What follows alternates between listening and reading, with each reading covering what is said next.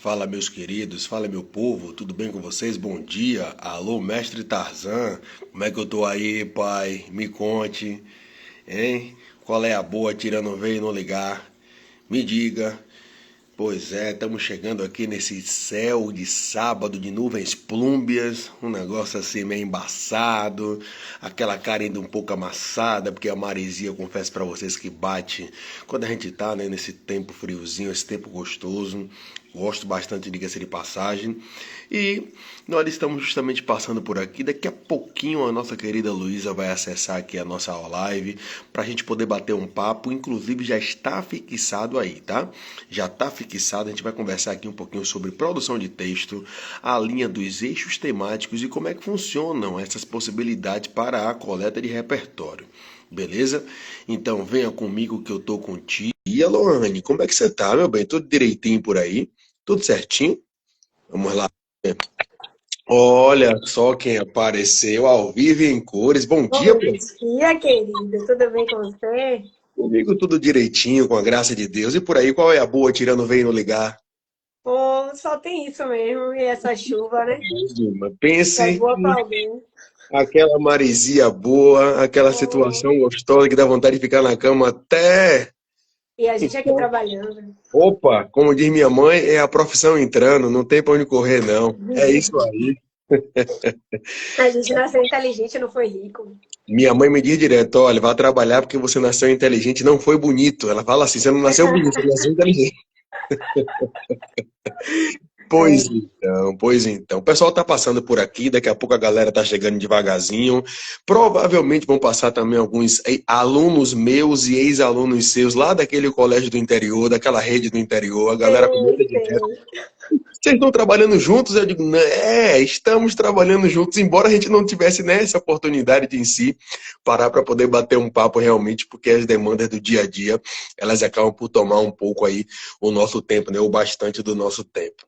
Então, Gente, essa aula, na verdade, seria específica para o pessoal lá do curso da República da Redação. E aí eu tive a ideia de abrir esse espaço para que vocês pudessem estar com a gente. E Luísa trouxe essas duas pautas que ou melhor, estão fixadas aí embaixo, tá? Para você que está passando por aqui, saber sobre o que é que a gente vai falar.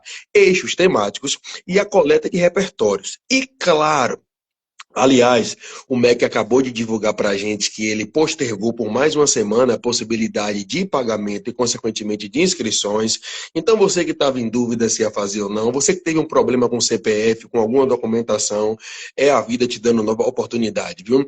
Mestre Igor, um cheiro, meu gato. Como é que você está por aí? Tudo bem? Tudo bom?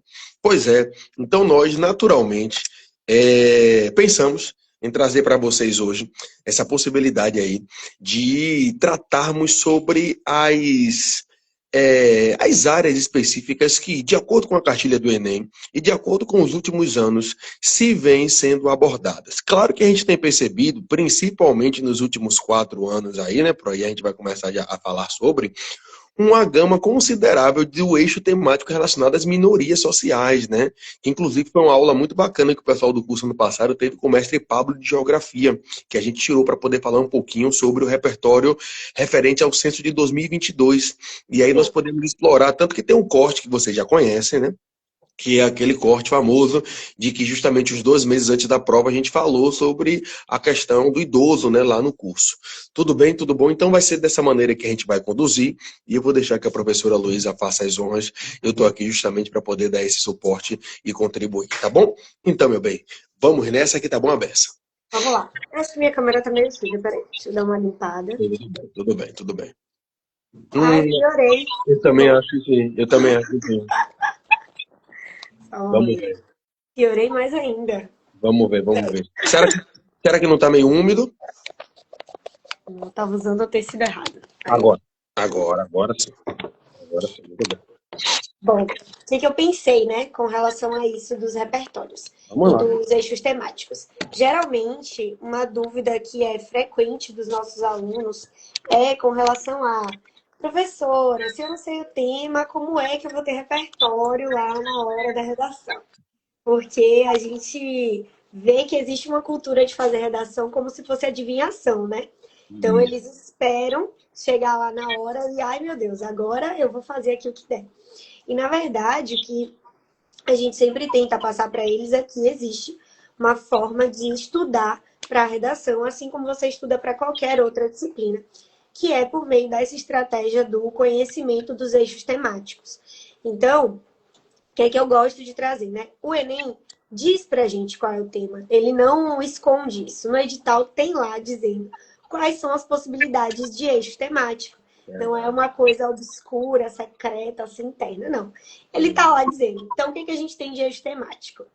Saúde, educação, segurança, meio ambiente, bem-estar social, cultura, tecnologia e eu esqueci alguém. Economia? Economia. Economia. Perfeito. Então, a gente sabe que um desses 8 eixos temáticos é o eixo que vai cair. Verdade. Dentro disso, a gente precisa entender a necessidade da coleta de repertório ampla, principalmente depois do nosso querido do ano passado, em que a gente esperou tanto, repertório de bolso. É verdade. Era o meu sonho que acontecesse essa nova regra, porque eu não aguentava mais ler sobre a utopia de Thomas More. Deixa eu te fazer um comentário aqui. Ontem à noite eu estava numa turma de cursinho, né? A galera se preparando para a PM. E aí, adivinha só sobre essa ideia do repertório de bolsa? Eu pedi que eles construíssem uma introdução e um desenvolvimento. E aí, o bonitão veio com Jean-Jacques Rousseau com o contrato social, né? E a gente sabe que... Aí eu olhei para a cara dele e falei... Eu olhei para cá e o tema era falando sobre a inserção da tecnologia na segurança pública, um negócio assim, tá? E aí eu cheguei para ele e falei assim, eu acho interessante aquilo que você produziu. E os concursos não têm barrado isso ainda. Só que eu não sou moleque, você também não. Com essa introdução aqui, as 3 primeiras linhas, você pode abordar qualquer temática. Aí ele olhou para minha cara e riu, né? Eu falei, e eu gostaria que você fosse mais objetivo. Eu gostaria que você fosse mais direto e trouxesse um repertório específico. De repente, de um trecho de uma canção de Edson Gomes, né? De repente, de uma reportagem que você viu no Domingo Espetacular, entende? Então, você automaticamente poderia trazer com muita tranquilidade um repertório muito mais específico, né? De um período ali de... Eu sei que você está pensando na ideia, claro, né? De que a França é esse berço de civilização contemporânea, depois da Revolução Francesa e tudo. É muito lindo isso. Beleza? Mas a gente já está cansado de ver justamente esses repertórios completamente clichês e absolutamente vagos, né? Porque eles não são tão objetivos quanto a gente gostaria que fosse e felizmente o Enem tem cobrado, né, desde o ano passado que seja, na verdade. Exato. E aí o que eu sempre digo é, gente, pensem o seguinte, o corretor tá ali no dia dele de correção, corrigindo 200 redações por dia, para ganhar R$ 3 por redação. Não conta isso não, rapaz. Imagine, todo mundo sabe, é informação pública. Você acha que ele vai chegar na redação 152, que por acaso vai ser a sua, vai começar lendo que Zygmunt Bauman falou sobre modernidade líquida e ele vai amar a sua redação? Não vai, meu amor, ele tá cansado já, entendeu? Ele quer uma coisa diferente, ele quer um repertório inovador, ele quer alguma coisa que de fato ele fale, poxa, esse aluno aqui sabe escrever, essa redação aqui é boa de ler, dá gosto de corrigir. E aqueles que vêm muitas vezes, né, com a Grécia Antiga, com Sócrates, Platão e Aristóteles, você olha para a cara dele e fala, ô minha vida, é uma época que o Brasil nem sonhava em existir enquanto o Brasil que a gente conhece, né? Então, meu líder, eu sei que a filosofia é a mãe da humanidade. Eu sei que justamente é um norte para essa ciência coletiva de comunidade que a gente tem. Mas você entende que se você utilizasse Leandro Carnal, Mário Sérgio Cortella, Lilian Moritz Schwartz, Djamila Ribeiro, Luiz Felipe Pondé, você teria um apreço muito maior do corretor, porque você está falando de pensadores que estão atualmente na nossa sociedade, aí eles param para pensar assim e falam, professor, mas é que eu não conheço. Eu digo, vale a pena você buscar. Né? E tem até, que eu fiquei sabendo que um aluno me contou, que na sua última aula, eu tenho falado muito sobre Alcoforado, né? Que está falando sobre essa ideia das classes superiores aí e tal na nossa sociedade. Então nós temos inúmeros pensadores, né? Independente da linha, às vezes é uma linha literária, é uma linha sociológica, é uma linha filosófica, enfim, no geral. E muitas vezes o estudante, ele prefere ficar, ele prefere, é uma preferência, acredito, ficar na zona de conforto daquilo que de repente um ou outro traz, mas que não consegue atender a necessidade que o vestibular cobra dele, que precisa que seja trazido, que seja feito. e nem a necessidade dele próprio. Ele não consegue perceber que, às vezes, se ele usa um repertório que faz muito mais parte do dia a dia dele, aquilo é muito mais produtivo do que se ele usar um filósofo aí de sei lá que ano. Porque ainda existe, né, aquele estigma com relação aos filósofos da contemporaneidade e à cultura pop. Então, Sim, tem-se muito essa visão de que, se eu usar um Sócrates, vai ser melhor do que se eu usar uma série da Netflix. E às vezes eu sei falar muito melhor, eu sei argumentar muito mais profundamente sobre aquela série que é a minha favorita e que eu assisto em looping, do que sobre Sócrates. Então, eles precisam entender a necessidade de fato, incorporar aqueles conhecimentos adquiridos no dia a dia nas suas redações. O que eu digo para eu brinco com eles que eu faço lavagem cerebral, que todo o tempo livre que eles têm na vida, depois que eles viram meus alunos, passam a ser um tempo dedicado a estudo de redação. Então, agora eu quero me distrair, vou ver um filme. Mentira, você está estudando para redação. Agora eu vou me distrair, vou ouvir uma música. Mentira, você está estudando para redação. Então, todo o tempo pensando, poxa, talvez eu conseguisse usar essa novela aqui no tema tal. Porque dá, né? Tudo é possível, desde que com bom senso, né? Eu sempre digo isso, porque tem aqueles alunos que dizem, professora, duvido você botar um pagode na redação. Eu falo, boto, desde que você não meta um palavrão lá na sua redação, né? E que você consiga fazer aquilo se tornar uma argumentação crítica, de fato. Às vezes até falando mal da música mesmo, criticando aquela música, dando luz a um problema que é muito medializado como se fosse normal. verdade. Verdade. Eu, inclusive, estava conversando isso com um estudante ontem, né? Que ele veio com uma introdução bem interessante. Tava com receio porque já tem um tempinho que ele não estava escrevendo. E aí a introdução dele apresentou direitinho, sabe? As três partes ali, tudo direitinho. Ele começou com o repertório, contextualizou e depois levou a gente para o D1 e para o D2.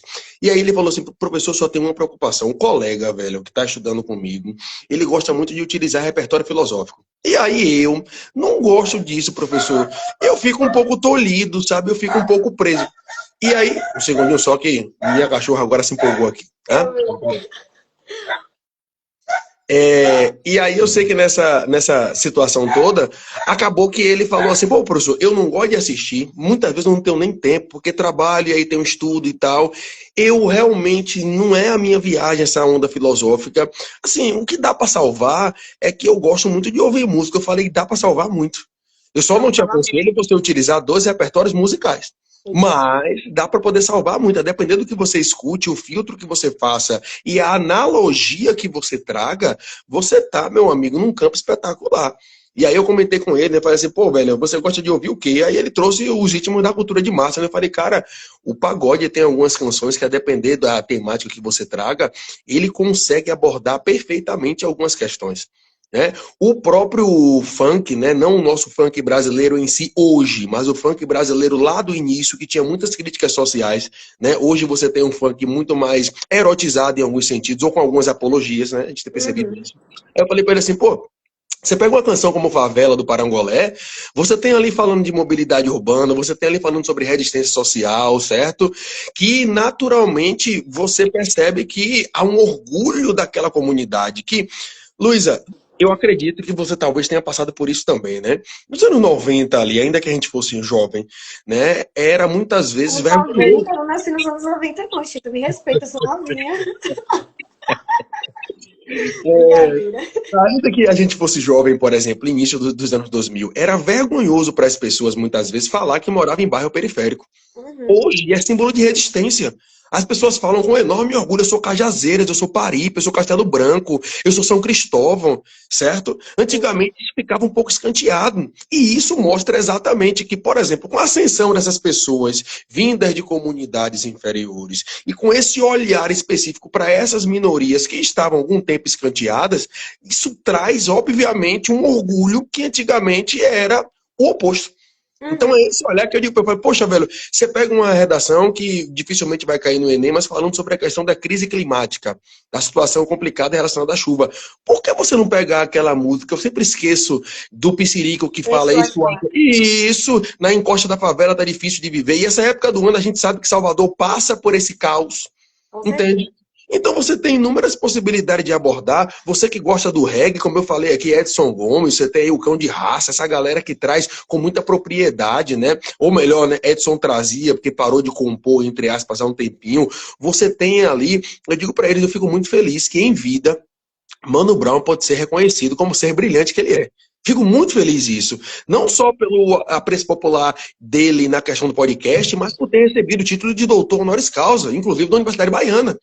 Vivo, né? Porque a gente tem outros exemplos como Carolina Maria de Jesus, que não pôde viver isso plenamente, né? Que inclusive a história dela é uma história muito triste de quem chegou a um patamar de vender muitos exemplares do livro dela, Quarto de Despejo, inclusive recomendo muito aí para vocês que estão assistindo, e depois não conseguiu se estabelecer, se manter enquanto uma pessoa, né, da fama, digamos assim, enquanto escritora, por causa de todo o preconceito que ela sofreu. E Mano Brown tá aí, assim como outros. A gente tem Ferrez também, que faz uma literatura marginal de muita qualidade e que é reconhecida também. Então, essa é uma perspectiva, inclusive, que nos últimos anos tem sido muito abordada pelo Enem, porque ele tem escolhido massivamente bem-estar social como eixo temático. Então, a gente tem... Tranquilo. A gente vem aí de uns 5 anos, né, em que bem-estar social tem sido o eixo temático do tema da redação. E a gente abordou muitos temas que pelo menos eu, não esperava. Então, eu realmente não chegava durante o ano e falava assim, vamos falar esse ano sobre questões indígenas. Não esperava. Vamos falar esse ano sobre trabalho de cuidado realizado pela mulher. Não esperava. Então, assim, o Enem tem surpreendido nessas pautas de minorias, que muitas vezes são estigmatizadas, né? Não são pautadas como possibilidades, e ele tem adotado bastante e batido bem nessa tecla que tem esse viés de que, imagina se você vai falar de trabalho de cuidado realizado pela mulher com Sócrates. Nem combina, nem sabe, não tem relação. Então é muito melhor você usar um pagode de repente. Inclusive aqui em Salvador a gente tem uma mulher preta que é uma mulher muito combativa nessa linha, que é Carla Cotirene. Né? Carla Acotirene, servidora social de Salvador, além das campanhas engajadas no cunho político, é uma mulher que está falando sobre letramento racial, é uma mulher que está falando sobre, justamente por ser assistente social, ela atende nas unidades básicas de saúde mulheres que vêm justamente dessa linha da negligência, da violência, e eu gosto muito de ouvir Carla falar sobre. Também tem a nossa querida intelectual diferentona, né, que é Bárbara Carini, que já é conhecida também, Lívia Natália, que está entre os livros da UNEB, né?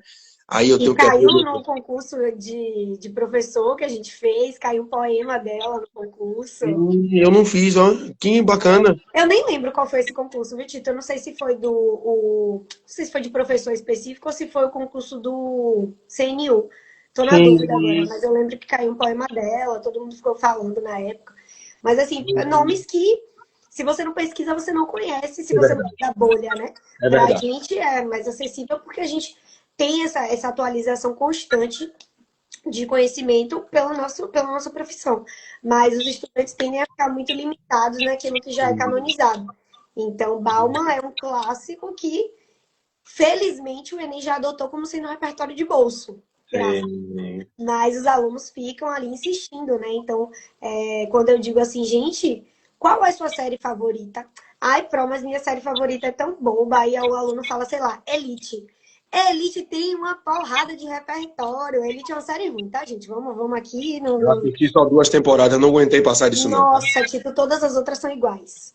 Não recomendo, é tudo a mesma história. Porém, a gente consegue tirar várias coisas relacionadas a infecções sexualmente transmissíveis, a abuso, a uso de drogas na adolescência, tráfico dentro da escola, novas constituições familiares, adoção. Tem tanta coisa, gente, que é só uma questão de a gente realmente ampliar o nosso olhar. Assistir a série não numa perspectiva de mente desligada e só, né, ficar ali recebendo conteúdo, mas sim de crítica mesmo, de pensar, poxa, isso aqui tem cara de tema de redação e trazer para o texto mesmo. É coisa da gente, professor, né? Eu, por exemplo, ontem, não sei se já passou por isso, eu fui assistir Michael. Assistiu Michael? Não. Bom, então eu não vou lhe dar spoiler, mas eu tava com a minha... Não, eu não vou fazer essa maldade contigo porque eu não gosto, tá? Mas assim, você justamente vê as questões ali de seio familiar sendo abordadas com determinada veemência. Você consegue entender a partir da narrativa por que é que Michael cresceu um tanto infantilizado. Você consegue ver que a cobrança excessiva pode te levar a ser um popstar, como foi o caso de Michael, ao mesmo tempo pode fazer você perder uma fase da sua vida extremamente importante, que é a infância e a adolescência, já que ele começou a fazer sucesso muito cedo, antes dos 10 anos de idade. Então você tem ali inúmeras possibilidades, principalmente nesse aspecto psicossocial, para entender como aquele cidadão foi formado e efetivamente os problemas que acabaram sendo desencadeados por conta daquela cobrança excessiva.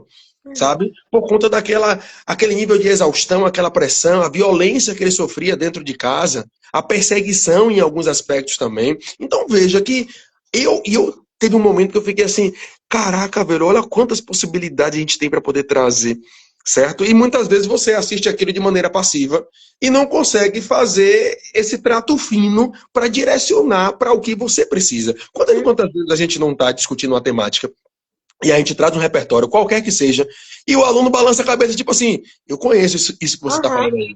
Só que ele não teve justamente esse alinhamento para conseguir direcionar para o que precisa ser feito. Mas às vezes a gente traz, poxa, tanta coisa, pô. Às vezes a gente traz um quadrinho, às vezes a gente traz um filme de ficção científica que eles gostam, como é o caso de Marvel, DC. Aí ontem eu tava no cinema também, até perguntei pra minha companheira, falei, vem cá, Supergirl é o quê? É DC? Ela, não, isso é Warner. Eu digo, meu Deus, eu nem sabia que tinha um terceiro. Eu só, eu só Eu sabia que sou tinha um péssima dois. em super-herói, não entendo Eu também nada. sou. Eu também sou. Mas às vezes é o conteúdo que eles consomem. E outra, É, né? Que é importante também. Você tem YouTubers, que é dessa geração agora, que estão cada vez mais engajados nessa linha de crítica social. Olha quem Felca se tornou por conta de agosto do ano passado, quando a adultização estourou. Felca se tornou colunista do Fantástico, pois poxa. é. Ele era só um criador de conteúdo na internet, fazia quadros de review, de humor, e aí de repente ele se torna um crítico muito importante da atualidade, né? Sim, E sim. acontece também direto, Tito, de eu falar, o filme tal, e aí eu começo a falar sobre o filme e fazer as analogias, e aí os alunos começam a metralhar de outros filmes que eles lembram do mesmo assunto, e aí eu fico, tá vendo, gente? Olha como vocês têm conteúdo, olha como vocês têm bagagem. Porque eles chegam, né, naquela mania de, professora, eu não sei nada. Não sei não. Eu não tenho repertório. E É aí, mais quando você fácil. começa a falar, eles ficam, né? Eu tenho, né? Olha só. É Então é mais. impressionante isso, de realmente como a gente serve de impulsionador, né? Para que eles entendam a grandiosidade de conteúdos que eles já carregam só nesses momentos de lazer. Eu falo sempre para eles: vocês passam tanto tempo rolando tela da rede vizinha e não percebem o quanto de conteúdo vocês podem tirar de lá. Claro que se você só segue perfil de gente que faz dancinha, vai ser mais difícil. É. Mas você tem lá, eu, por exemplo, tenho. Eu gosto de seguir pessoas lá que eu não comumente conheceria no meu dia a dia.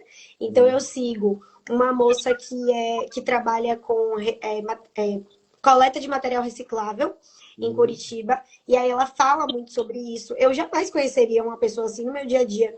E Sim. aí ela explica muito sobre os processos, sobre como é o trabalho lá, sobre a importância da reciclagem, materiais que são recicláveis e não. Eu sigo também uma menina que é cigana, e aí ela conta tudo da cultura cigana, vai falando sobre isso, produz conteúdo relacionado a isso. Sigo uma menina que é indígena, e aí ela também conta as experiências dela. Então, assim, é uma rede que tem muita possibilidade de conhecimento, mas que às vezes a gente se limita também a desligar o cérebro e ficar lá só rolando vídeos sem conteúdo. E pode ser aproveitado, né? É aquela coisa, eu não sou contra telas, não, porque não tem como ser, eu acho. Eu acho que hoje a gente luta contra uma coisa que é uma batalha perdida. Se a gente, professor, resolver lutar o tempo todo contra o celular, a gente já perdeu, já começou perdendo, porque ele já é mais interessante que a gente. Então, o que eu sempre incentivo é o uso com consciência, com responsabilidade. Então, Isso. a gente tem, Tito, na nossa época, já que você puxou aí os anos 90, o nosso conteúdo de aprendizado se limitava ao que o professor dizia na sala de aula, a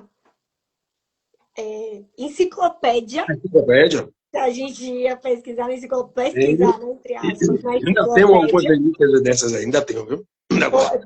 isso é velho, viu? E a TV aberta. Então Sim, era só o que a gente tinha.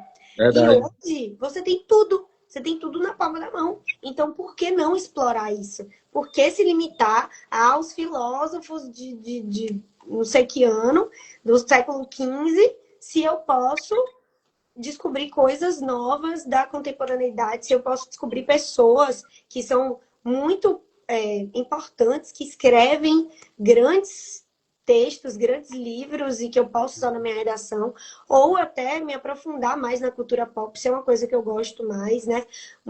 Você falou dos quadrinhos, eu tenho uma coleção de quadrinhos dos livros clássicos, dos cânones. Sim, eu Então, também tenho. eu sempre falo para os meus alunos, assim, eles falam, ai, professora, eu não consigo ler os cânones. Eu falo, pronto, eu vou te dar um jeito de ler. Os Também. quadrinhos são incríveis e assim, tá aí por perto? Estão ali em cima, estão Ah, ali em aqui não cima. dá para ver, não. Os meus estão ali também, estão longe.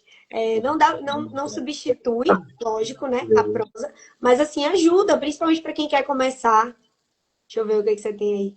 Ó, Grande Sertão Veredas, 1884, Diário de Anne Frank, Casa Grande Senzala, Clara dos Anjos, Os Sertões, O Cortiço, Dom Casmurro, Memórias Póstumas, deixa eu ver mais o que é, Lendas Eu tenho. Indígenas para Jovens, enfim, Hamlet. Eu, por exemplo, tenho já um tempinho, né, tentado entrar nessa área de ler Hamlet, mas depois, que eu vi que Leandro Carnal só conseguiu ler a partir dos 50 anos, então eu me perdoei pela minha insignificância.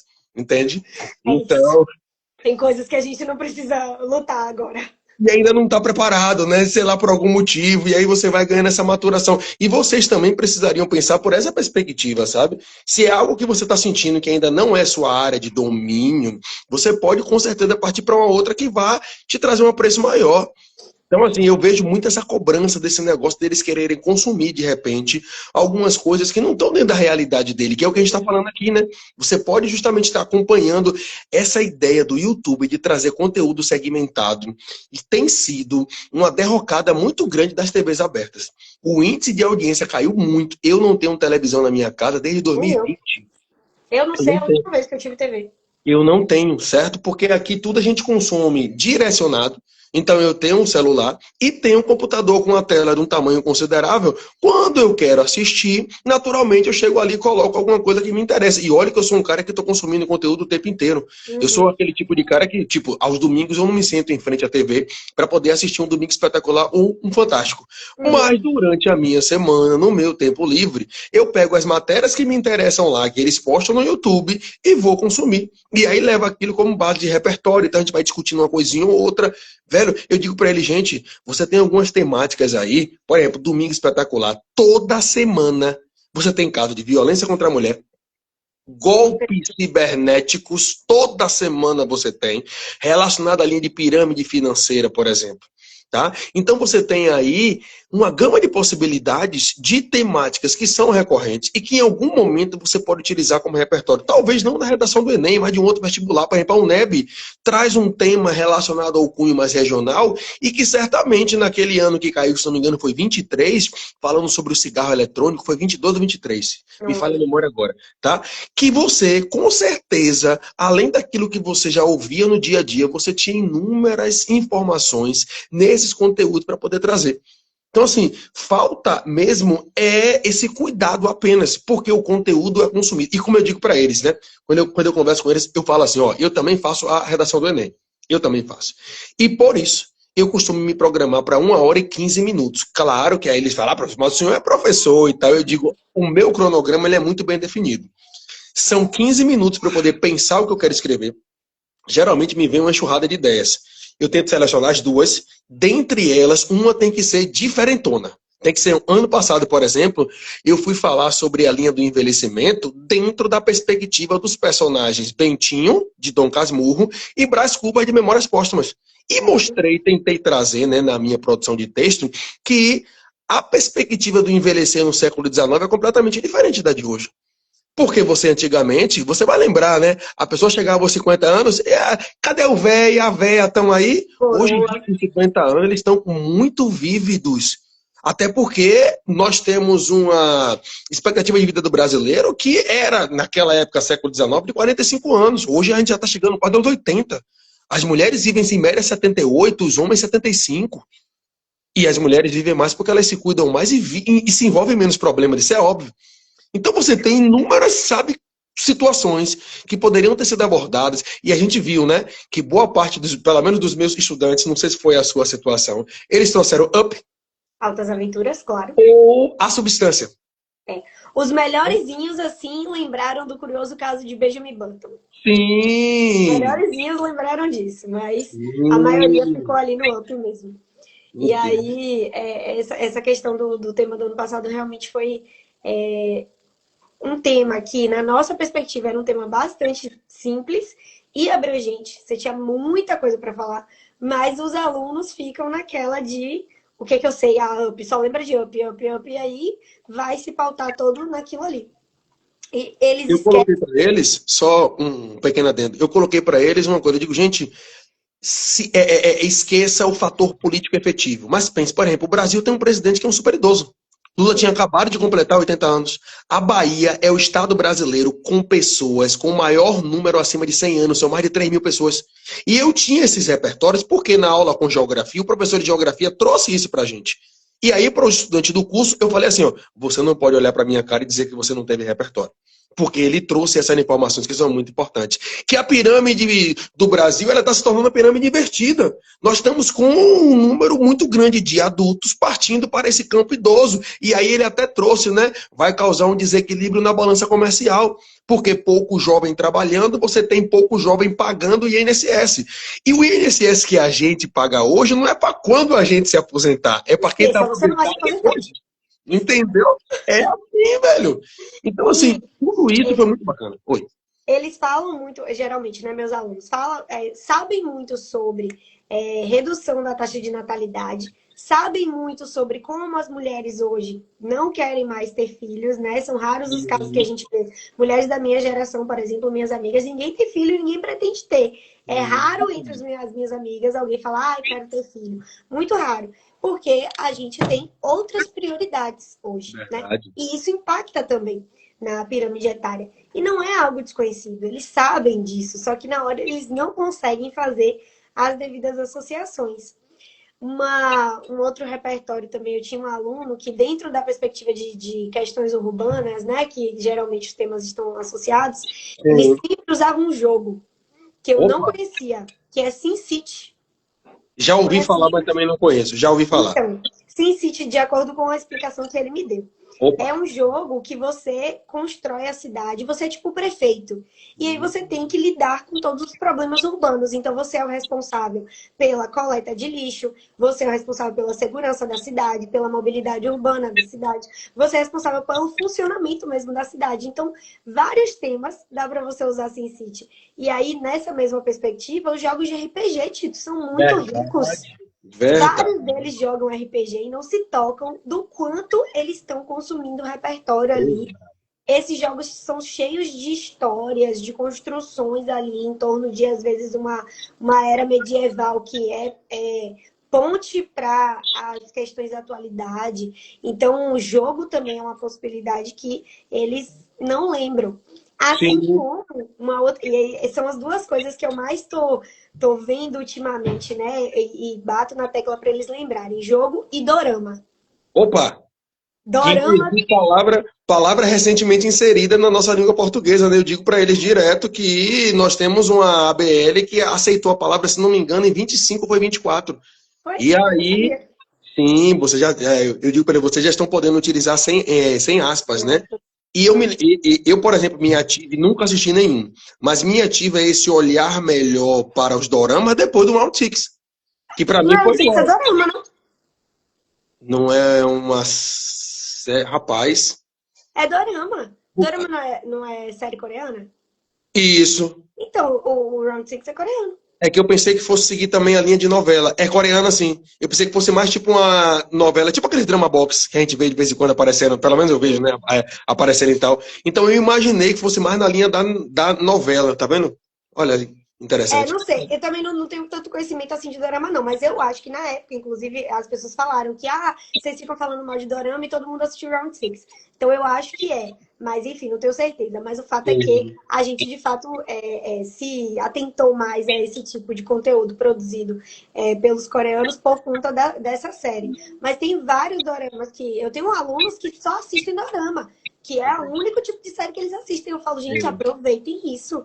Pega o dorama que você assiste, sim. vê se não tem uma pauta interessante, eu tenho certeza que tem, e usa na redação. E aí eles Verdade. começam a se atentar, né? Porque realmente, às vezes, se você não fala, eles acham que aquilo ali é um momento só de distração. Isso, E isso, nunca não é. tem esperto. Às vezes uma passada pela cidade que você fez, sabe? De repente para conhecer um ponto turístico, de repente para conhecer algum local no interior do estado, aquilo pode te trazer uma experiência, como é que eu posso dizer, um momento de vida que pode ser tranquilamente associado a essa linha de repertório, né? Então, basta ter essa cabeça fria. Como eu digo, eu tenho 15 minutos para poder pensar no que eu quero escrever. Meia hora eu tiro para eu poder escrever. E os outros 15 para poder, que é o famoso plano de texto, os outros 15 para eu poder justamente passar a limpo. Então, o meu 1 hora e 15 é nessa linha. Ano passado eu consegui fazer isso em 56 minutos. Arrasou. Glória a Deus.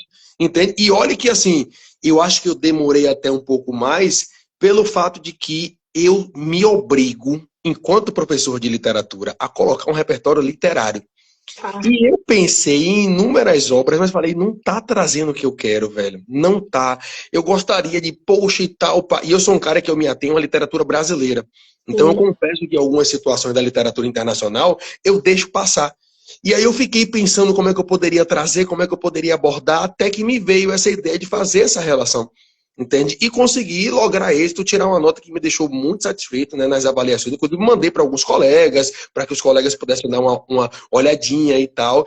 E, obviamente, foi algo que aconteceu porque a gente está consumindo conteúdo o tempo inteiro de maneira filtrada. E eu sou esse tipo de pessoa. Eu leio um livro, às vezes eu demoro semanas para ler um livro de 200 páginas.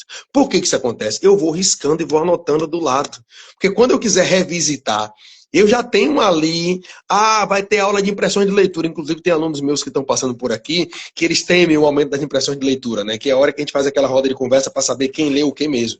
E eu Aham. jogo nas perguntas específicas, né? Não ficamos só naquele superficial. E aí eu, puxa, caramba, capítulo 3 eu tô querendo lembrar de uma coisa, vou olhar. Quando eu olho, eu anotei isso aqui naquela época que eu lia. Então aí eu ativo, entende? Então, assim, para gente que trabalha com isso diretamente, é claro que é mais fácil associar. Só que para você que está do outro lado aí, essa associação é como Luísa falou aqui perfeitamente, é você assistir em estado de alerta. Saiba que você tem inúmeros gatilhos que estão sendo lançados. E vai caber a você justamente fazer a utilização adequada, só isso. Exato. Entende? E o que o Enem tem te pedido, que a gente tem reforçado muito, é só ter esse cuidado para que o seu repertório não seja superficial. Entende? Mas o demais, tudo realmente pode ser utilizado como repertório. Tudo. Os meninos comentaram comigo também na aula que a gente teve, que você trouxe alguma coisa falando sobre o padrão de beleza e fez um comparativo desde a antiguidade até o universo contemporâneo. Isso é maravilhoso. Você, de repente, que gosta do mundo das artes, do mundo da moda, você consegue perceber isso com muita propriedade. O que era Exato. beleza para um grego? Entende? E, por exemplo, você tem tribos africanas, né, que desde sempre os homens que vão se relacionar, os homens que são bem-sucedidos no casamento, são os homens mais gordinhos, Uhum. porque aquilo é simbologia de fartura. Sim, como era no período da burguesia. Você tinha pessoa, você tinha que o corpo gordo era o padrão de beleza, porque significava que aquela pessoa conseguia se alimentar muito bem. Então é muito diferente de E que hoje hoje. a gente... Diga, desculpe, perdão, Não, é diga. muito diferente de hoje, e inclusive diferente de ontem, que foi os anos 90. Nos anos Verdade. 90 a gente tinha um corpo que era um corpo magro já, só que muito robusto em determinados aspectos. Então a gente tinha os seios fartos, o quadril largo, as coxas grossas, como sendo mais padrão. E hoje a gente vê as modelos em que a magreza extrema é muito mais valorizada do que essas características específicas dos anos 90, né? E não é o fenótipo, o biotipo da mulher brasileira, em sua Não é. maioria, né? Em sua maioria não é. Não Então é. você muitas vezes querer padronizar aquele negócio, né? Não, que os homens mais belos do mundo estão na Itália, e as mulheres mais belas do mundo estão na Venezuela. Não é a nossa realidade. Embora a Venezuela seja um país latino-americano, mas que nem fala português, até porque só Sim. somos nós. Então você tem um outro padrão em virtude da nossa mestiçagem que vai enviesar boa parte das mulheres para uma outra perspectiva. Uhum. Entende? A famosa cintura de violão é uma marca da gente. Sim. Entende? O nariz um pouco mais achatadinho do que afilado, o cabelo mais ondulado. Eu digo para eles, gente, cabelo é marca específica de ambiente onde você vive. O cabelo cacheado é para proteger do sol e o cabelo liso é para proteger o pescoço do frio, como se fosse um cachecol. Essa biologia ela é muito interessante. Então, às vezes, você está querendo um padrão que não se encaixa com a sua região. Sacou? Não só com a sua origem em si, mas com a sua região. Então, esse símbolo de resistência, antigamente você vai lembrar que homens, por exemplo, que utilizavam tranças, cabelos blacks, eles eram muito marginalizados, Uhum. sabe? E hoje em dia virou esse símbolo, obviamente, de beleza, de resistência cultural, de representatividade, velho. Como diz aquele narrador Luiz Roberto, que ficou famoso na última Copa do Mundo, esses negros maravilhosos. É nessa pegada, pô. Uhum. Então a gente não pode querer, obviamente, destoar algo que está intrínseco na nossa realidade. Aquilo faz parte do nosso perfil. É. Entende? Aquilo realmente está dentro do nosso dia a dia. Então é esse olhar que você precisa ter. Eu tive uma estudante, tema de 2024, que foi aquele tema que eu achei maravilhoso. Eu falei para eles, ó, vocês que são baianos, nos próximos 5 anos vocês não vão ter um tema tão gostoso de falar quanto esse tema relacionado à questão racial, tá? E eu tive uma estudante, frequentadora de religião de matriz africana. Eu tive uma estudante preta retinta, moradora de bairro periférico, que travou na hora que pegou a temática. Travou. A Mentira. redação dela foi realmente muito aquém. E eu fiquei muito preocupado, porque eu falei, querida, 25 talvez, a vida não tolera desaforo. Você teve como treineira uma grande oportunidade em 24, de você conseguir tirar uma nota De excelente. Porque brilhar. você tem propriedade para poder falar, você tem vivência, não só pela cor da pele, mas pela sua criação, pela orientação religiosa, pelo ambiente onde você vive. E ela ficou muito decepcionada, mas felizmente esse ano ela conseguiu ir bem, tirou mais de 900. Ah, Né? Esse ano que eu digo, obviamente, 25. 25. Então, assim, para ela foi um ressurgimento, ela pareceu fênix, sabe? O olhar dela brilhando, e eu olhei para ela e falei, você jura que para você foi mais fácil falar de envelhecimento populacional Do que de do que, herança africana. caraca, do que herança? Porque não é possível um negócio dele. Ela, professor, eu não sei o que aconteceu. E aí é aquilo que a gente fala, né? Que eu falo para eles constantemente. Às vezes, isso é um trabalho psicopedagógico que precisa ser feito para quando chegar no dia da avaliação, você não ter uma crise de ansiedade e aquilo acabar fazendo seus 15 anos colegiais serem jogados no ralo. Eu falo Então, isso às vezes, sempre. os estudantes, você percebe, poxa, eu tenho uma estudante que ela debate tão bem, interage tão bem, mas o desempenho dela na avaliação é um desempenho muito mediano. E eu tenho certeza que tem a ver com o aspecto psicológico, da cobrança que ela dá. E Uhum. às vezes quando você exalta um aluno, né, parece que você está apontando o dedo para ele e dizendo, você só pode tirar mais do que 9. Então se ele tira um 8,8, ele, caraca, eu estou decepcionando o professor. Mas não é o meu futuro, é o seu. Uhum. Então é esse olhar que a gente muitas vezes tem, que você vê o potencial naquele ser, mas que por cepas ou nefas, por alguma coisa, ele não consegue entregar realmente na hora, porque a cobrança em casa é muito grande. A cobrança dele ou dela mesma também é enorme. E o medo da decepção é absurdo. E aí, eu pelo menos digo para eles assim, ó, eu não fui assim. Então eu não vou ser hipócrita de dizer, porque eu sempre fui muito bem decidido do que eu queria. Desde os 15, 16 anos, eu sabia que eu queria ser professor. Sim. Então, para Eu mim, também. Eu era sabia algo... desde os 8. Pronto. Aí. Tá vendo? Para mim era algo muito direcionado, mas eu entendo que você jovem, você pode errar até uns 20 anos. Para mim faz parte, porque é aprendizado. E como Nelson Mandela, maravilhoso, eu digo para ele, sempre diz, Nelson Mandela fala, na vida eu nunca perco, ou eu venço ou eu aprendo. É experiência, velho. É rodagem, é bagagem. Então eu tenho uma amiga querida que ela entrou em direito, saiu, entrou em psicologia, saiu, entrou em medicina veterinária, saiu, e com 22 anos ela voltou para direito e hoje ela está formada. Aí eles perguntam assim, professor, se ela entrou em direito e depois ela voltou, por que ela não terminou? Não estava madura, não estava preparada ainda. E faz parte do processo. Tem gente que tem maturação tardia. Quantas vezes a gente não vê? Tem gente que é por querer, tem gente que é por falta de experiência mesmo. Uma pessoa com 25, 30 anos ainda muito infantilizada, sem aquela responsabilidade de vida, maturação tardia. Ou uma criação que deu aquele espaço para aquilo. E aí são outras questões, né? Então, a gente não pode querer que fulano de tal seja como, de repente, um de nós que se formou com 21, 22 anos, eu já era formado em letras. Às vezes o seu percurso ele vai ser muito distinto do meu e tá tudo bem. É. Essa cultura do imediatismo, né, da geração atual é muito problemática. E eu falo para eles constantemente: seu maior inimigo no dia da prova é o seu psicológico. Esqueça Verdade. que não vai ser o carro de som na rua, não é o seu colega com aquele salgadinho fedido, não é o tempo, não é nada, é o seu psicológico. Se você for para a prova bem preparado emocionalmente, você faz Sim, uma prova muito melhor do que se você for desequilibrado. Então, eu sempre recomendo terapia, sempre falo para eles cuidarem da cabeça ao longo do ano, sim. além de aprender os conteúdos, porque às vezes você até sabia a questão, mas você estava tão nervoso na hora que foi uma falta de atenção, foi uma distração que fez você errar aquela questão específica, fez você não lembrar daquele repertório na redação. Então, muitas vezes é essa maturidade mesmo que eles demoram um pouco a desenvolver, que eu fico tentando trazer, né? Falar, gente, vocês precisam, de fato, perceber o tema na sua totalidade. Essa menina aí, essa sua aluna, né? Que não conseguiu se dar bem numa redação que tinha tudo a ver com ela, não teve essa maturidade de perceber o quanto aquilo a impactava, o quanto ela podia trazer, obviamente, não em forma de relato pessoal, mas as suas próprias experiências sob uma perspectiva de terceira pessoa. Eu Sim, lembro que eu fiz, o ano passado eu fiz a seleção do mestrado, né, profissional em letras, que eu estou fazendo lá na UFBA. E sim. a redação, quando eu abri o tema da redação, o título era sobre, era um estudo de caso, né, uma análise de caso, sobre uma professora com os estudantes e tal, mas o foco central era a variação linguística. E eu Opa, sou a rainha da variação tá linguística, é a vendo? minha zona de conforto. Eu fiz iniciação científica em variação linguística a minha graduação inteira. Então, quando eu abri a prova, eu dei risada, porque eu falei, gente, essa prova é minha, tanto que eu passei em primeiro lugar, porque minha redação foi fenomenal. Mas porque eu tive essa maturidade, obrigada.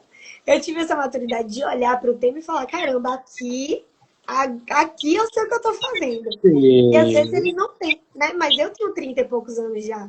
Eles vão fazer prova muitas vezes com 18, 19, às vezes até antes.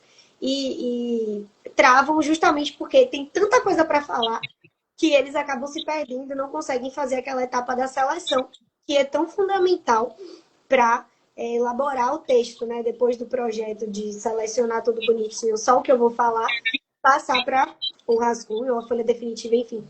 Então eles ficam nessa nesse desequilíbrio, né? Meio perdidos assim com tanta coisa e não focam. E aí isso dificulta o processo mesmo. Aí, por exemplo, vamos supor que caia um eixo inesperado. Eu sempre falo para eles, gente, meio ambiente nunca caiu, mas pode cair. Todo ano é ano que pode cair. Nunca, nunca caiu. Se caiu foi assim, sei lá, 1998, quando o Enem começou, caiu um tema sobre água. Se não me engano, 2008 ou 2009 foi alguma coisa sobre preservação da floresta amazônica. Se não me Pode engano, mas acho que ser, foi a última vez mesmo. E depois que o Enem passou por essa roupagem, né? isso, que é Ali de 11, 2012, né? 12, Nosso isso aí. marco é 2012. Isso. Então, a partir de 2012, a gente olha os temas para cá, nunca teve meio ambiente. Foi o eixo, foi o único eixo que nunca caiu. A economia nunca caiu diretamente, mas já ele, né, perpassa. O tema do Sim. cinema tem relação com a economia. Todos os temas, na verdade, né? Visto que a gente vive numa sociedade capitalista, tudo perpassa pela economia. Mas meio ambiente foi o único que não caiu diretamente. Então, assim, fica todo mundo assim, então não vai cair? Não, meu amor. Não significa nada, pode cair a qualquer momento. E aí? Se você não tiver estudado, se você tiver negligenciado, você vai fazer o quê? Vai se perder? Não. Tem que estudar, tem que, né, abrir o horizonte, chegar lá na hora e trazer o que você sabe. E vamos lá, porque a gente sempre sabe alguma coisa, né? A gente sempre tem bagagem, sempre tem conteúdo. Como diz Adelmário Coelho, que depois foi. Ou Adelmário Coelho, não, desculpe, Del Feliz, que depois foi surrupiado, entre aspas, tá, por Diogo Nogueira, tudo pode acontecer, inclusive nada. Inclusive, Então, como nada. eu digo para vocês, estejam preparados para absolutamente qualquer temática. E ao pegar a temática, eu digo para eles, divida em partes. A parte final você já sabe, que é o quê? Um adjunto adverbial de lugar. É no Brasil. Isso você já sabe. O demais, você precisa fazer uma fragmentação para que você possa entender o tema. Se de repente você olhou para ele e você percebeu que tem uma dificuldade de compreensão. Então você precisa interpretá-lo de modo que aquilo não gere um pensamento dúbio em sua mente. Para na hora de você argumentar, você jogar duro. Ontem eu me peguei com uma coisa, às vezes, né? Vou comentar, Luísa, contigo esse segredo aqui, tá?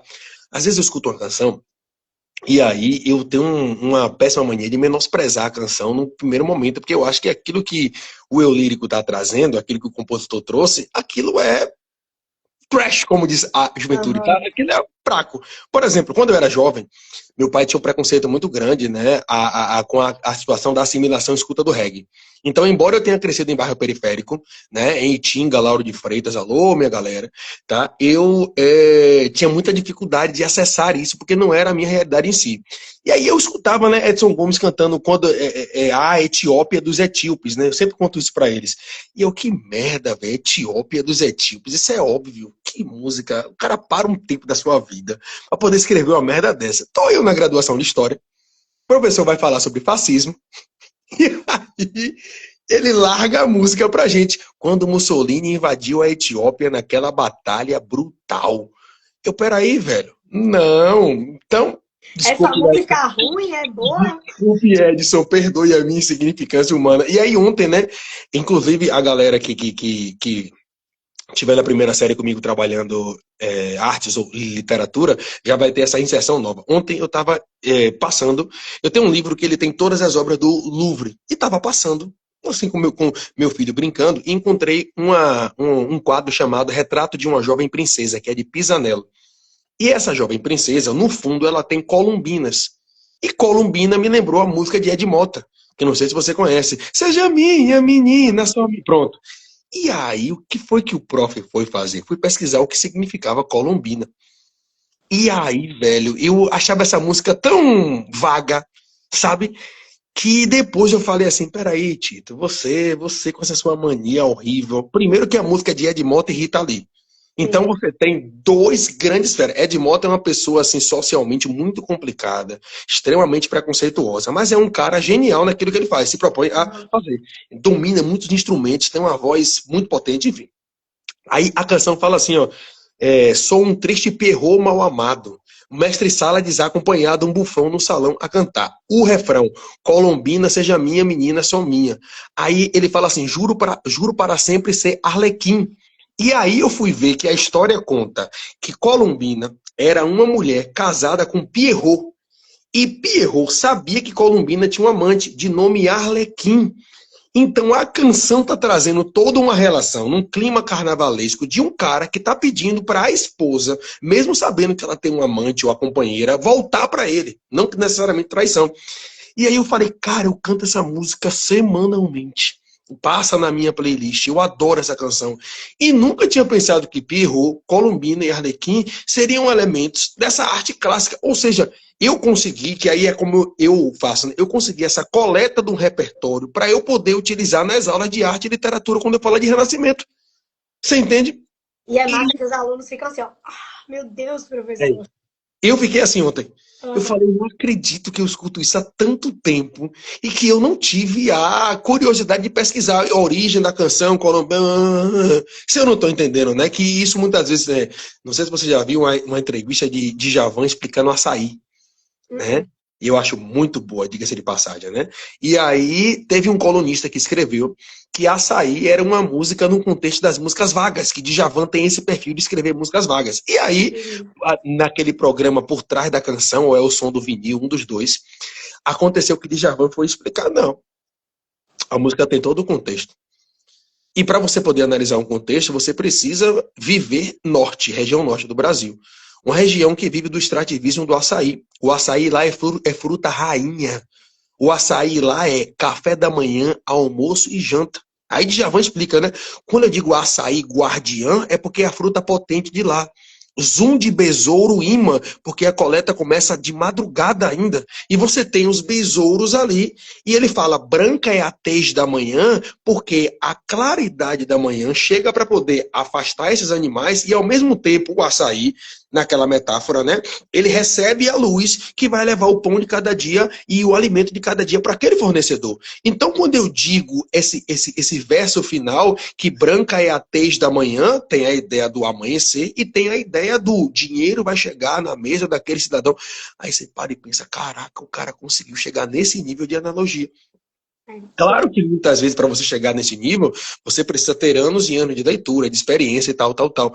Mas é esse olhar que a gente precisa que você tenha ao consumir um conteúdo, saiba que aquele conteúdo pode ser utilizado. Eu, nas minhas aulas, eu tenho diversos exemplos sobre inúmeras coisas, minha vida particular, uma coisa que eu vi, que eu assisti, que eu ouvi, e eles gostam disso. Eu digo, poxa, transforme justamente o seu dia a dia na sua base realmente de repertório. Claro que você não vai dizer, segundo o professor Tito, quem sou eu na fila do pão? Ontem meu tio, Isso, isso.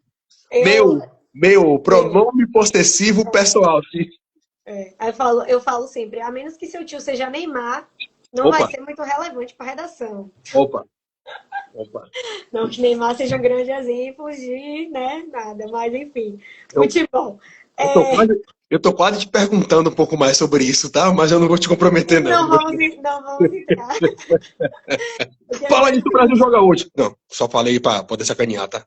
Só falei pra uma poder. coisa que eu também sempre recomendo que eles façam é assistir aos clipes de Sim, porque às vezes a gente tem uma letra que tem uma ironia, um sarcasmo, uma acidez por trás que a gente só consegue perceber quando a gente assiste ao clipe. Então, uma coisa que eu sempre boto de exemplo para eles, duas músicas, né?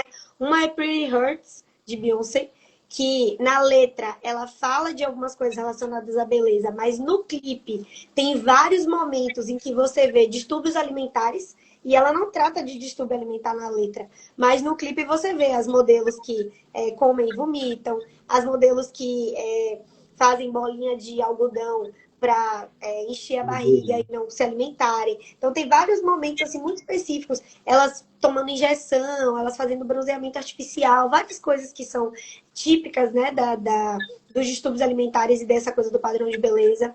Um outro clipe que eu falo é This is America, que ficou super famoso também na época que saiu, justamente por isso. Porque na letra ele fala sobre algumas coisas, mas o clipe é forte, o clipe é potente. E você fazer uma relação ali na redação com as imagens que são vistas naquele videoclipe é outro patamar de argumentação. E muitas vezes a gente negligencia, né? Olha a Anitta aí agora. O quanto de produção audiovisual ela fez com seu novo álbum associado à religião dela, que é o candomblé.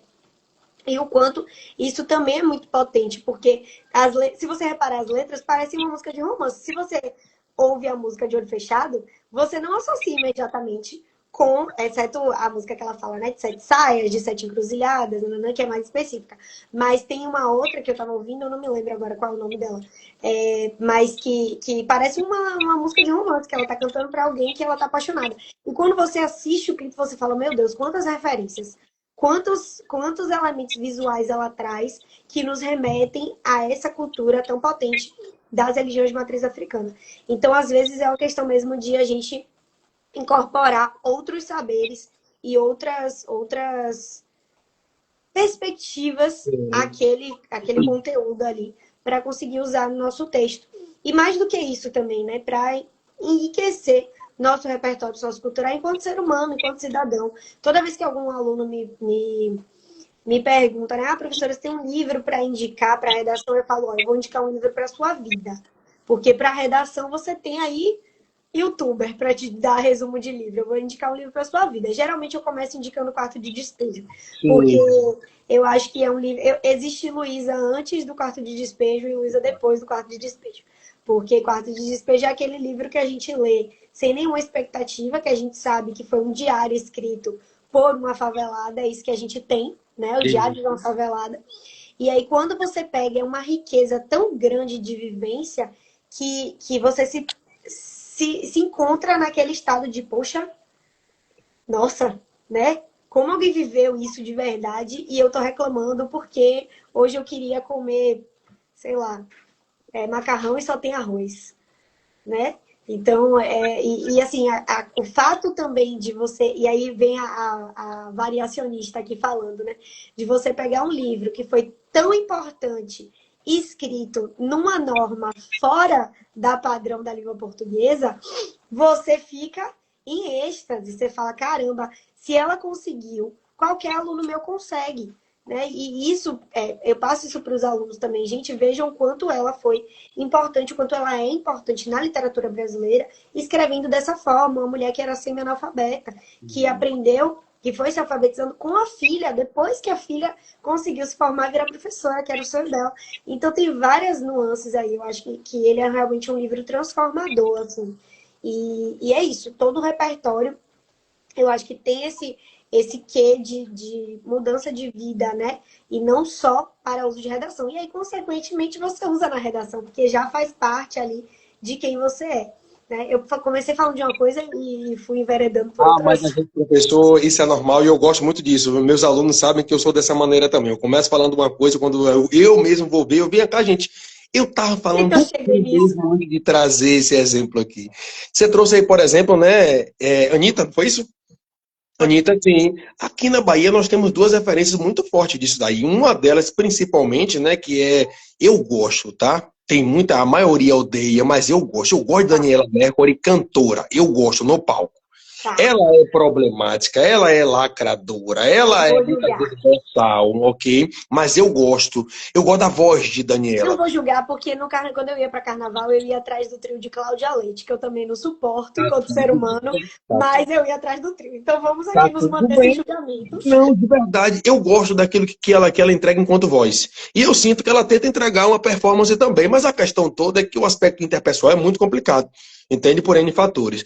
E aí, Daniela, quantas e quantas canções de Daniela não fazem essa relação, né, velho? O banzeiro é banho de chuva, é água de cheiro, certo? Você tem ali o canto da cidade que mostra uma representatividade e ao mesmo tempo um egocentrismo. O canto da cidade sou eu. Uhum. E ela leva isso realmente a ver, não. A A Barra. cor dessa cidade sou eu. Entende? A barra é o circuito que eu inventei. Então eu sou a primeira a sair.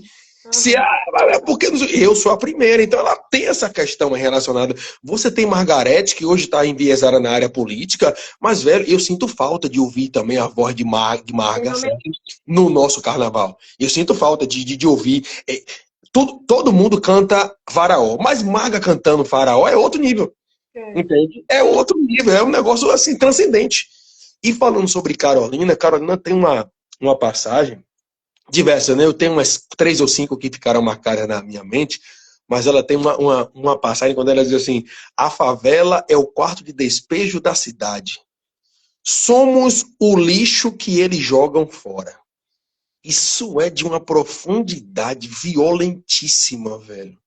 Sabe, a favela é o quarto dos fundos, a favela é o quarto da doméstica, da governanta, tá? Foi para onde E empurraram, né, as pessoas que eram o resto da sociedade mesmo. Foi o um limbo. processo de, vamos libertar aqui os povos escravizados e fazer o que com eles?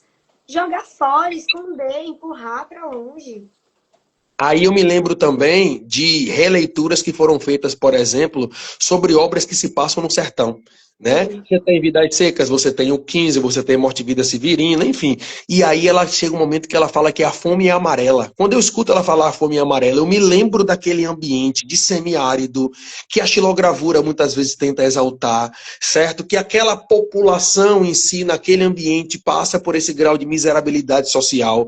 Então você atribuir cor para algo desse tipo, e a gente sabe, né, que muitas vezes o McDonald's ele é amarelo e vermelho porque são as cores que estimulam, perdão, a gente a comer, É. sacou? Então, tudo isso, quando ela vai falando e você vai trazendo e você vai encaixando, você vai conseguindo ter nortes específicos e são bases de repertório maravilhosos.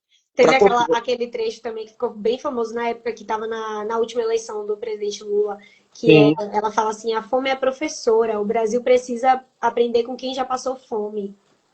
Muito Verdade, bom, bom demais. verdade. Ela era surreal. Eu queria muito ter conhecido ela, queria muito ter tido a oportunidade de sentar e conversar com Carolina Maria de Jesus. Eu tive a oportunidade de fazer isso com Conceição Evaristo, Conceição Evaristo porque, também vi pessoalmente. eu tive um professor que é próximo dela. E aí, nesse negócio de feira disso, feira daquilo, você vai ali, vem aqui e tal, e acabou que eu tive essa oportunidade, né? E diga-se de passagem, por exemplo, você falou que indica quarto de despejo, eu gosto muito de indicar Olhos d'Água, né, que é Uhum. um livro da UNEB e tal, é um livro de contos, uma fragmentação ali, bem, e diga-se de passagem, eu gosto muito de trabalhar com meus estudantes o conto Maria, que é muito conhecido, né, é que Maria está trabalhando na casa dos patrões, aí vai para casa, encontra o ex-marido no ônibus, o ex-marido é assaltante, ela não sabe, e a mão dela tá cortada, e aí ela fala sobre a questão da faca laser, que divide a mão dela no meio, é como se a metáfora fosse, divide entre a casa do patrão e a minha casa na comunidade. Há um abismo no meio dessas duas realidades. Sabe, no final ela morre porque ela é linchada e ela só queria levar resto de comida, uma gorjeta e comprar xarope para um filho que estava gripado. Caraca, velho. E aí o que é brilhante, como você escuta, por exemplo, relação com outra Maria de Milton Nascimento, né? Uhum. Você percebe que aquela é a realidade de muitas mulheres brasileiras. Então, Maria é um nome utilizado por ser um nome comum, por Sim. estar associado à piedade, por estar associado à maternidade, tá? À Você já viu brasilidade. aquele vídeo Vida Maria? Também é super famoso no YouTube. Se não viu, veja depois. É um vídeo que vai contando uma história de Maria também. E começa assim, com ela escrevendo Maria no caderno, né? Como se fosse uma criança se alfabetizando. E aí, é um vídeo que ele acontece em um looping, assim. Porque começa com essa menina, aí ela tá olhando pela janela, e aí ela vê a avó que tá lá fazendo Acho que sei que vídeo. as coisas do campo, e aí ela vê a mãe que tá com o filho, nananã, e aí depois o ciclo gira, e aí depois essa Maria já é a avó que tá de novo com a filha. Isso, sei. Muito bom, profundo demais, um vídeo bem curtinho, um curta-metragem assim de uma sutileza, de uma delicadeza E de uma fenomenal. entrega absurda, né? Uma entrega Absurdo, absurda. Bom, absurdo. a gente falou bastante aqui de coleta de repertórios, viu? Caraca, olha. Falou. Mas vamos tentar retornar para aquilo que a gente tinha se proposto ao início. Não que a gente tenha saído, gente, muito pelo Não, contrário. Foi jamais. um espaço aqui de verdade, um espaço muito bom. E a gente trouxe inúmeras possibilidades para você poder pensar aí, pesquisar, buscar, né, caso te interesse. Sim, eixos temáticos. O que é que, professora Luísa, por exemplo, além do entender por eixo temático, eu perguntaria, te colocando agora contra a parede, professora Luísa. Pode colocar. Se tivesse umas três possibilidades de eixo temático a serem cobrados para esse ano, como é que a professora Luísa apostaria nesse sentido? Aí você me sacaneou, viu? Aí você jogou sujo. Vamos lá. Ó, não dá pra fugir do bem-estar social, né? Eu acho que Sim, o Enem tem se mostrado muito político, e aí não tô falando de partidário, né? A gente precisa entender essa diferença, a gente, quanto estudante, de política partidária e política de vida, porque tudo é política, então o Enem tem se mostrado preocupado com essas questões sociais, então gosto do eixo bem-estar social, acho que ele é abrangente, acho que ele pode vir novamente, sim, mas, além dele, eu gosto também, e aí eu vou falar muito do meu lugar de afeto. Eu gosto do eixo da segurança, porque eu acho que a gente tem uma violência generalizada hoje no Brasil que vai indo para as particularidades sem que a gente perceba, e quando a gente percebe já é tarde demais. Então a gente já percebe a violência contra a mulher quando já é tarde demais, a gente percebe a violência contra o idoso quando é tarde demais, enfim, e todas as demais violências. Então isso tudo está dentro do eixo de segurança, que é um eixo, inclusive, que tem muito repertório. Tem uma coisa que o Brasil produz, por exemplo, audiovisual associado à violência. Então, se a gente ficar aqui, a gente vai até amanhã falando só de repertório de violência. perfeito. Então, segurança é um eixo que eu gosto também, né? Queria que aparecesse. E um eixo mais assim, que aí eu vou ser hipócrita de dizer que é um eixo que eu não gosto dos temas que costumam aparecer nele, mas que são muito importantes. O Cacau caiu aqui. Aqui também, isso que eu estava olhando aqui. Sim. É educação. Eu acho que o eixo de educação tem uma possibilidade muito ampla também, principalmente com a crescente evasão escolar e com o uso das tecnologias, principalmente associadas à inteligência artificial. Então, eu acredito que o eixo da educação possa dar uma melhorada nas suas possibilidades temáticas a partir dessas atualizações de problemáticas. Então, apesar de ser um eixo que eu acho meio chato mesmo de trabalhar, até porque os alunos se limitam muito aos repertórios que são de bolso, né? Paulo Freire é incrível, maravilhoso, mas todo aluno só sabe a mesma citação, e aí usa sempre. Quando não é Paulo Freire, é Pitágoras, quando não é Pitágoras, é Kant.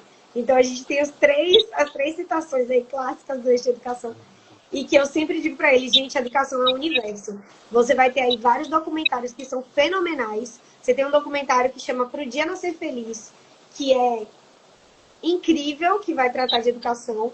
Você tem um documentário que é Nunca Me Sonharam, que também é uma perspectiva de outra eu não vou dar spoiler, né? Mas é outra abordagem, mas que também vai perpassar a educação. Tem um filme Escritores da Liberdade, que é um filme antiguíssimo, mas que é fantástico. Então, assim, você tem muita coisa que pode ser abordada. As atipicidades também, Tito, e as questões relacionadas à educação...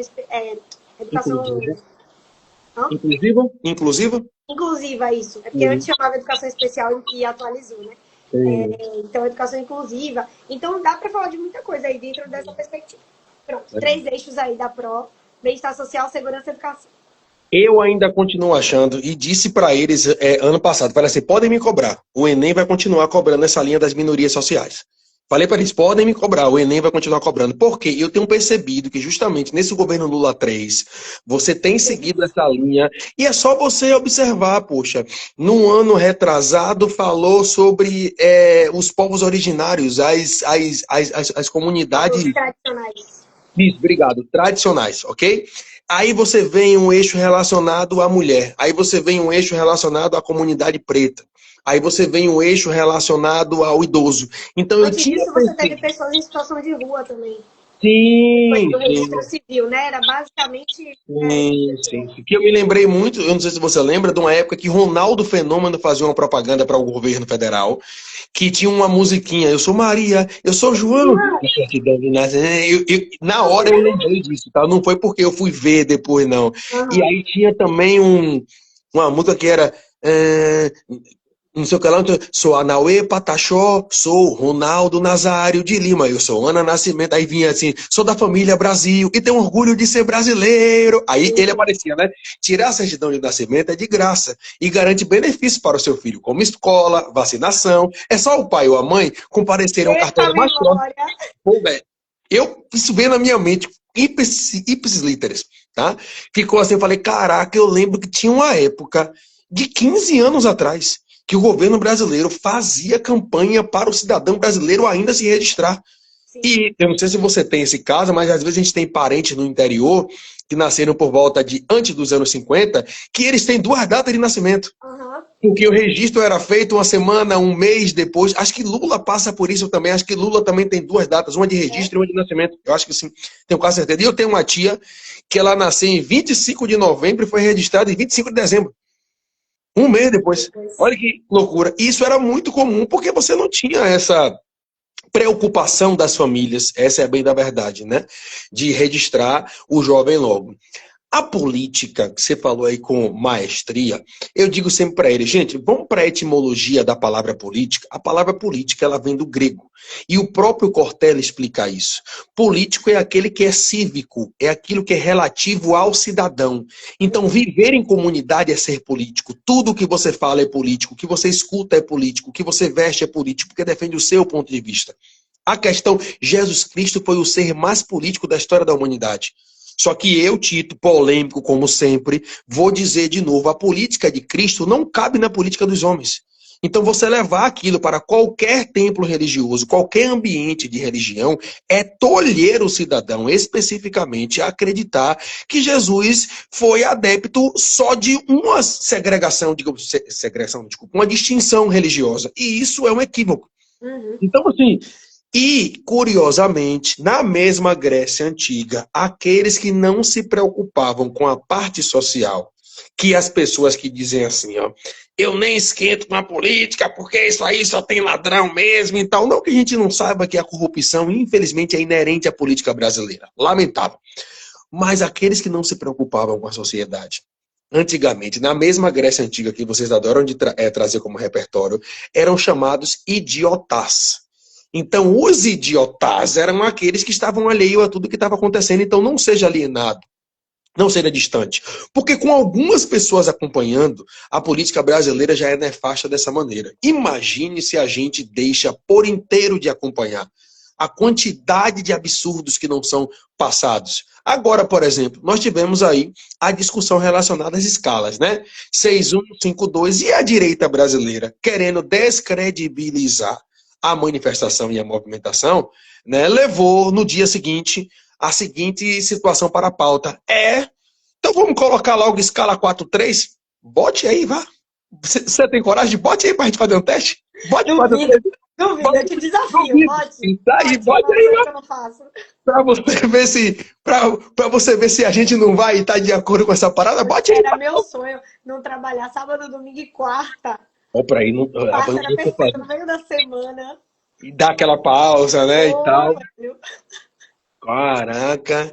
Então, mas a gente, professor, eu não sei, eu acredito que é o seu caso também de todo, né? A gente tem uma flexibilidade que as contas precisam ser pagas, claro, mas a gente pode escolher, entre aspas, alguns dias e alguns horários em algumas circunstâncias. Entende? Então, professor. Foi circunstância mesmo, porque minha escala é 7x7. É mesmo, bro? Caraca. Eu trabalho todo dia, pô. Se eu não estiver trabalhando, é porque eu escolhi procrastinar. Eu escolhi não corrigir aquelas redações, eu escolhi não passar aquelas notas para o sistema, eu escolhi não planejar aquela aula, não fazer aquela prova, mas a gente sempre tem o que fazer. É impossível a gente ter um tempo realmente de folga, a menos que a gente esteja de férias. Aí a gente não trabalha. Mas fora isso, eu estou sempre trabalhando. Entendi. Entendi, sim. Você falou sobre Paulo Freire, a gente poderia trazer, né, o nosso querido Avenida das Gordinhas, que um dia foi ali ao Mar Baleeiro, né? Poderia se trazer o baiano de Brota de Macaúbas, Milton Santos, né, velho? Milton Santos, Claro, que é o pai da geografia brasileira, que ele fala, inclusive, seguindo essa linha, que é claramente político o ato de você educar, o ato de você transmitir conteúdo. Entende? Então você tem um cara, um homem preto, um homem do interior nordestino, um homem do interior baiano, que vem para poder pensar fora da caixinha nesse contexto que ele estudava, que era esse contexto geopolítico, esse contexto globalizado. E realmente, velho, é um símbolo de resistência muito grande você educar. Porque você está ensinando pessoas a como lidar com o sistema. Às vezes nem é encarar, mas só lidar com ele. Para não enlouquecer, para não ficar escanteado, para não virar chacota, não virar símbolo de preconceito. Entende? Então, você ter esse pensamento, e ele que era justamente esse crítico de que é importante ter acesso à educação, porque o acesso à educação traz para a gente a perspectiva de sociedade heterogênea. Uhum. E aí ele falava, né, que, sobretudo, toda unanimidade é burra. Esse negócio de todo mundo gosta de professor Tito, não existe isso. Claro que tem gente que não vai gostar. Isso é óbvio, tá tudo bem também. Esse dia eu passei por uma situação numa determinada turma que eu falei para eles assim, gente, vocês não precisam gostar de mim. Agora vocês precisam aprender comigo. Porque eu pode ter certeza que o que eu estou entregando aqui é o conteúdo. Eu não estou aqui apenas enchendo chouriça. De forma leviana. Exatamente. Então, assim, você tem todo o direito de não gostar de mim. Aí, não, professor, não é isso, não. Eu digo, não, eu só estou dizendo, entendam isso. Então, assim, sair dessa mesmice, romper a bolha, quebrar entender também de qual grupo a gente faz parte, né? Porque Milton Santos também fala que a gente vive numa sociedade em que você tem as pessoas que não dormem, que não comem, que é dividido em quem não come e quem não dorme com medo da revolução de quem não come. Opa!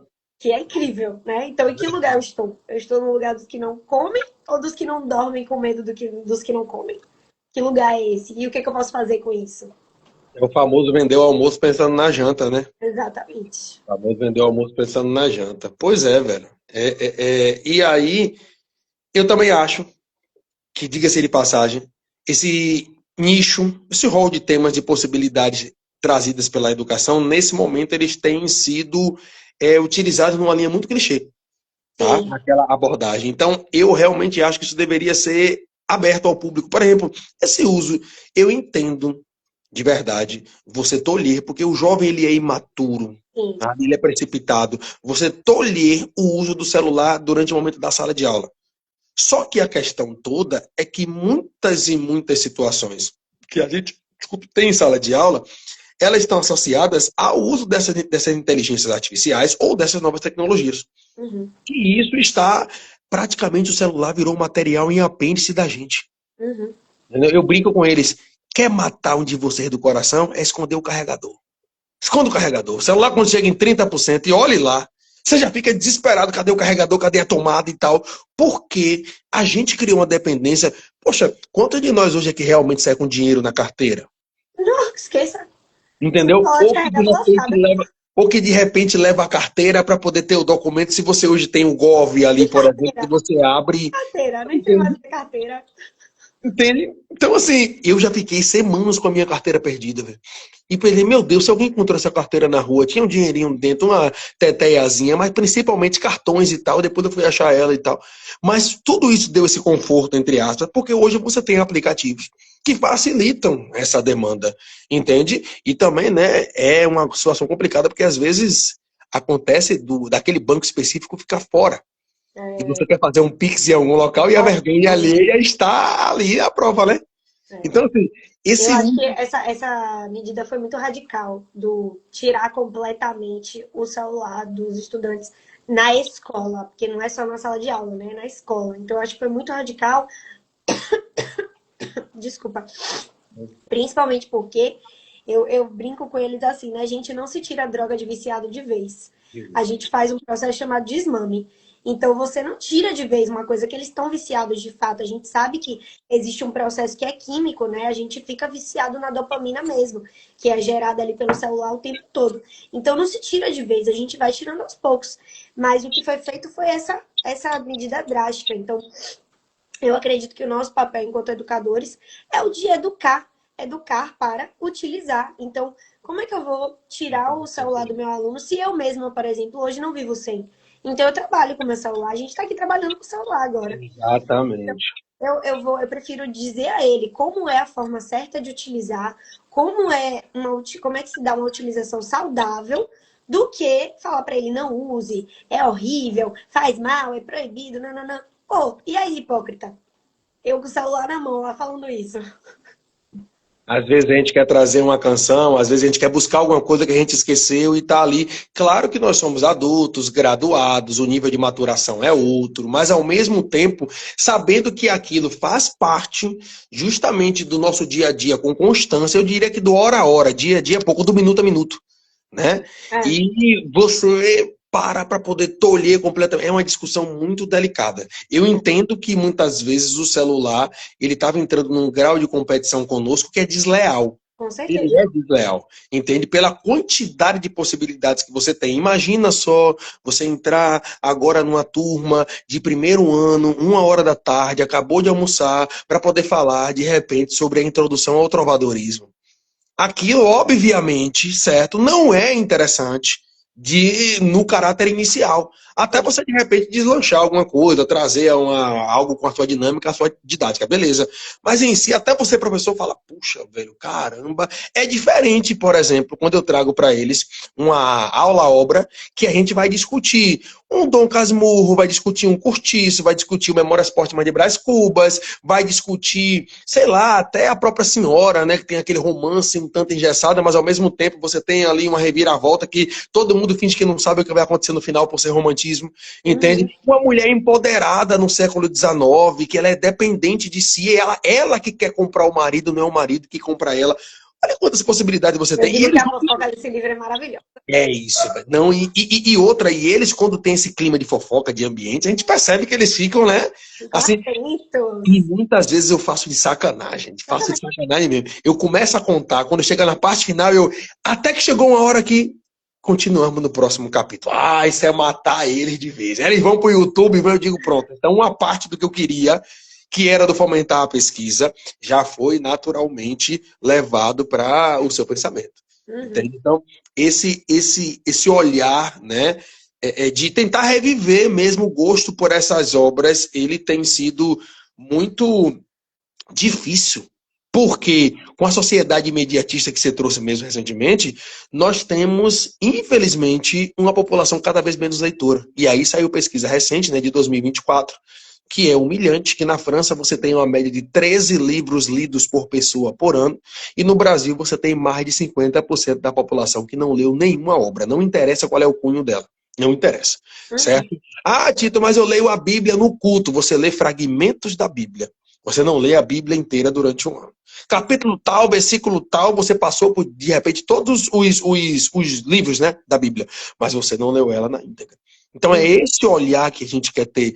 E a leitura, obviamente, né, clichê, ela desperta. Já falamos aqui de arte e cultura, falamos de tecnologia, falamos de educação, falamos um pouquinho ali de meio ambiente. E para terminar esse nosso momento, esse nosso encontro, né, eu me lembro que, pelo menos, se eu tiver equivocado, você me recorda, tá? Se não me engano, a última vez que caiu o tema relacionado à saúde e ciência foi em 2020, 20. quando trouxe a questão, né, das doenças Transtornos mentais. psicológicas, dos transtornos mentais, né? Para esses próximos anos, não só pensando em 26, que é o nosso objetivo aqui, você consegue ver uma possibilidade de repente, alguma temática que possa ser trazida, né? Milhares. Eu Pronto, gosto então vamos lá. do eixo de saúde e eu acho que ele é isso, né? Tem uma questão aí política também, mais uma vez a política, que barra os temas de saúde, né, de caírem. Mas assim, a gente tem um país que é muito permeado por uma política pública de saúde excelente na teoria e muito sucateada na prática. Então você tem campanhas aí campanhas publicitárias voltadas Sim, à conscientização de temáticas da saúde que não se efetivam enquanto prevenção mesmo. Então, por exemplo, você tem um período de carnaval em que a publicidade em torno do uso do preservativo é muito forte. Acabou o carnaval? Acabou. Aí as pessoas param de ter relações sexuais. E aí o que você tem com isso? Muita gravidez não planejada, que consequentemente leva à evasão escolar. Então, quem está hoje inserido em uma escola pública, que é o meu caso, vê constantemente, toda a turma tem alguma menina que está de licença porque está grávida ou teve bebê, e infecções sexualmente transmissíveis.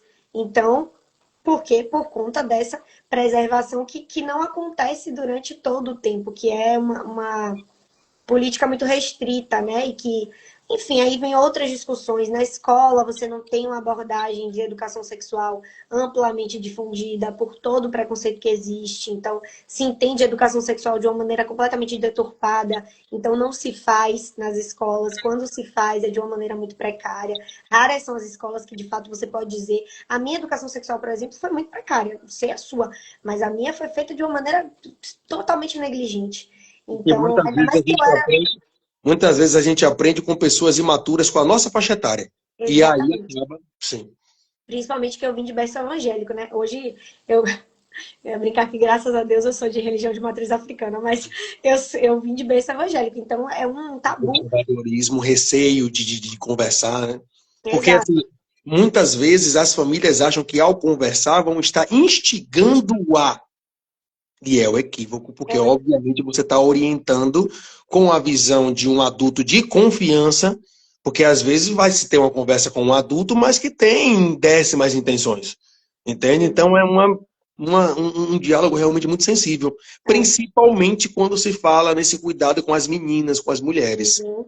Né? E aí a gente vai para aquele viés que você estava abordando sobre a adultização também, porque isso está dentro de educação sexual. Então, se você ensina a menina o que é a hipersexualização, o que é o abuso, o que é o limite, né, do toque, da fala, do olhar, ela aprende a como detectar, né, essa situação de perigo mesmo com relação a esses cenários.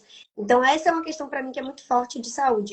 Mas aí a gente vai ter várias outras. A gente vai ter a questão das vacinas, porque infelizmente até hoje ainda há um estigma com relação à vacinação, né? A gente viu aí no período da Covid como isso foi problemático, e ainda existem outras vacinas de outras doenças que já foram erradicadas e que voltaram. Isso me deixa numa revolta que você não faz ideia. Como é que a gente tem a volta do sarampo, que era uma doença erradicada no Brasil? Como é que a gente tem a volta da paralisia infantil, que era uma doença erradicada no Brasil, por falta de vacinação? Então tem muita coisa. Saúde é um universo. Se a gente E conversar eu acho que a gente é de uma geração que um dos orgulhos dos pais era mostrar que a sua caderneta estava completinha. Minha mãe tem essa relíquia até hoje. Provavelmente seus pais também tenham, entende? E você tem uma geração muito pautada, gente, eu digo para vocês direto, eu vou repetir, muito pautada em achismos. E você não combate achismos, obviamente, com estudo científico. Que é, aí partindo para uma outra demanda, que eu só vou lançar a bomba, mas a gente sabe onde é que eu estou querendo chegar. Que é aquilo que acabou de acontecer agora com a situação referente à IP. A Anvisa, que é um órgão independente, traz uma recomendação. Por exemplo, ninguém, Luísa, 15 dias antes, entrou em colapso porque a Anvisa colocou que xaropes que tinham determinada substância química, que eram xaropes expectorantes, para poder tirar o catarro em bom português, certo? Eles estavam proibidos. Ninguém fez uma terceira guerra mundial. Só que, por estar em ano de cunho político, a IP foi uma das maiores patrocinadoras da direita brasileira na última campanha, assim como aconteceu com as Havaianas na virada do ano, a ideia do pé direito, vamos começar com o pé esquerdo e tal. Você tem hoje tudo no Brasil sendo levado para esse aspecto extremo. E, obviamente, a gente sabe que educação e que saúde você tem que fazer com estudo e sem extremismo. Tá? Para que aquilo possa ser consumido, entendido de uma maneira, obviamente, o mais clara possível, ou a mais clara possível para aquele cidadão que está consumindo aquele conteúdo. Então você tem, por exemplo, uma cientista brasileira, me falha a memória o nome dela agora, que foi aquela primeira a mapear o genoma do novo coronavírus. Esqueci o nome dela, mulher preta, carioca, se não me engano, ou fluminense, não sei agora. Que ela, poxa, velho, foi um divisor de águas. Ao parar para poder estudar as cepas e tudo mais, entender tudo direitinho, embora a ciência brasileira também seja sucateada. Entende? Precisa de investimentos. Você, por exemplo, que está no programa de mestrado, com certeza você tem ouvido falar sobre essas situações, os cortes de verbas a universidades federais com constância. Entende? Então, esse olhar que ao mesmo tempo que eu tenho saúde, eu tenho ciência ali diretamente ligado. E você tem uma população brasileira que ela cobra muito do SUS e que o SUS não entrega porque aquele negócio, tudo que é feito por pessoas, ele tende a ser problemático, né?